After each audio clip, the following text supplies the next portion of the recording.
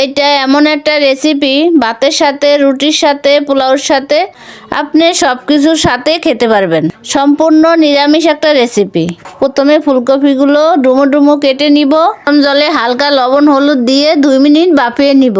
এগুলো বাপানো শেষ, এবার একটা মশলা বেটে নিব। এখানে কাঁচামরিচ আর মগজ, পোস্ত, কাজু বাদাম এগুলো পাটায় বেটে নিব। এবার ফুলকপিগুলোকে লাল লাল করে ভেজে উঠিয়ে নিব। তেলের মধ্যে এলাচ, দারচিনি আর তেজপাতা আর একটা শুকনো লঙ্কা ফোড়ন দিয়ে দিলাম। এবার গুঁড়া মশলাগুলো গুলিয়ে রেখেছিলাম সেগুলো এখন তেলের মধ্যে দিয়ে দিব। মশলা কষানোর পরে একটু লিকুইড দুধ দিয়ে রান্না করব। হালকা একটু ধনিয়ার গুঁড়া, হালকা একটু মরিচের গুঁড়া দিয়ে দিলাম। বেশি কালার করব না, এটা হইলো কপির রস। এটা একটু সাদা রান্না করব। মশলাটা দুধ দিয়ে কষানো হবে। স্বাদ মতন লবণ দিয়ে দিব। এই রান্নায় কিন্তু আমি কোনো রকম জল ব্যবহার করি নাই, লিকুইড দুধ দিয়েই পুরো রান্নাটা করে নিব।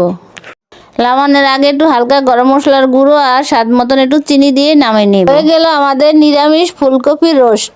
এইভাবে করে আপনারা রান্না করে খেয়ে জানাবেন। অসাধারণ একটা রেসিপি।